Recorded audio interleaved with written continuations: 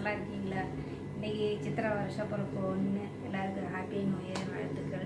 அப்புறம் இன்றைக்கி நம்ம என்ன செய்ய போகிறோம் அப்படின்னா, சின்னதாக ஒரு மசால் வடை பண்ண போகிறோம். மசால் வடை பண்ண போகிறோம். இப்போ வடைப்பருப்பு வந்து கடலைப்பருப்பு தான் போட்டிருக்கேன். ஊற வச்சு நல்லா பொறுன்னு அரைச்சி எடுத்துருக்கேன் பாருங்கள். பொறுன்னு அரைச்சிட்டேன். இதில் வந்து நம்ம வெங்காயம் போட்டிருக்கேன். வெங்காயம் ஒரு பெரிய வெங்காயம் ஒன்று, ஒரு பச்சை மிளகாய் ஒன்று. குழந்தைங்க சாப்பிட்ற மாதிரி இருந்தோன்னா நம்ம ஒன்று போட்டுக்கோங்க போதும்.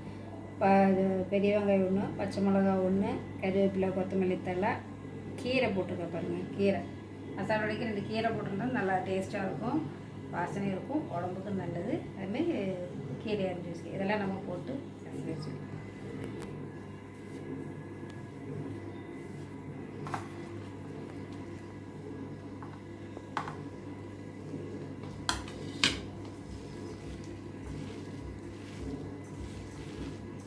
வெங்காயத்தில் நம்ம முதல்ல நம்ம பிசைஞ்சு ரொம்ப நாள் வச்சுன்னா தண்ணி ஊறும் பார்த்துக்கோங்க. அப்புறம் நம்ம பொரிக்கும்போது நம்ம பிசைஞ்சு ஒரு நிமிஷம் வச்சா போகும். கூட அப்படியே நம்ம கையோட சுட்டுக்கலாம்.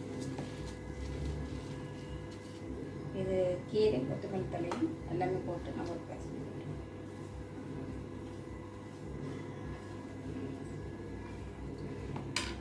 உப்பு,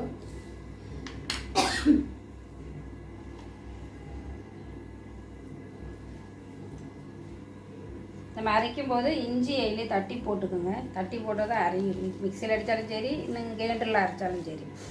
அப்போ நம்ம மிக்சி கொஞ்சம் இந்த இஞ்சியை நல்லா தோல் சீவிட்டு சின்னதாக நறுக்கி போட்டு தட்டி போட்டுக்கோங்க.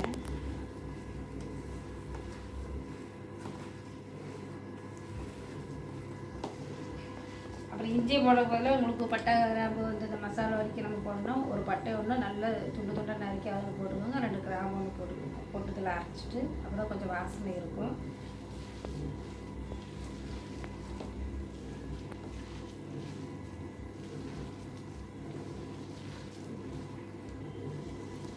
கீரை மசாலா,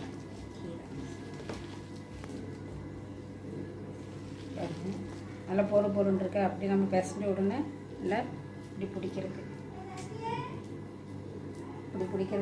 ஆகா இந்த மாதிரி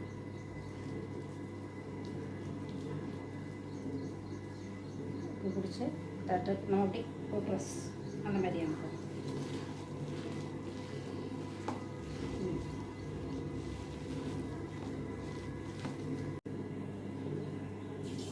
ஊறாயிட்டு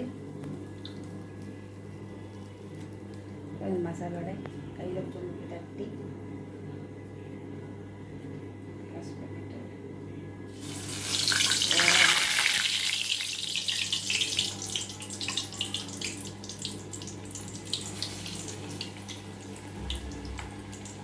ரொம்ப வர இருந்தாலும் நமக்கு முடிய ப்ரெஸ் பண்ண முடியாது, உடஞ்சி போயிடும். இது மாதிரி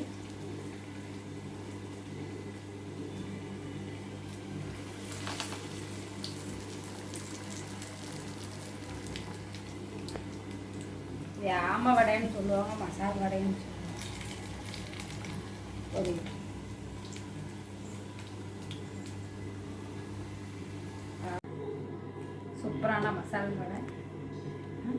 சூப்பரான மசால் வடை ரெடி ஆயிடுச்சு.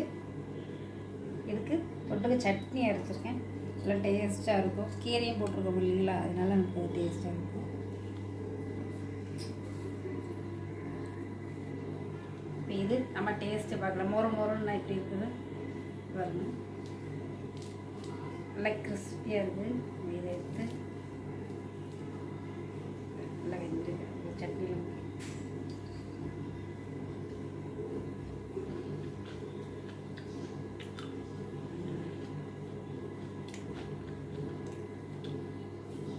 நல்லா டேஸ்ட்டாக இருக்கும். கண்டிப்பாக அதை நீங்கள் செஞ்சு பாருங்கள். சிம்பிளான டிஷ்ஷு தான். கண்டிப்பாக உங்களுக்கு பிடிச்சதுன்னா உங்களுக்கு லைக் பண்ணுங்கள், ஷேர் பண்ணுங்கள், சப்ஸ்கிரைப் பண்ணுங்கள், பெல் பட்டனை கிளிக் பண்ணுங்கள். Tata, bye bye. அடுத்த வீடியோவையும் சந்திக்கலாம். புத்தாண்டு நல்வாழ்த்துக்கள் எல்லாருக்கும்.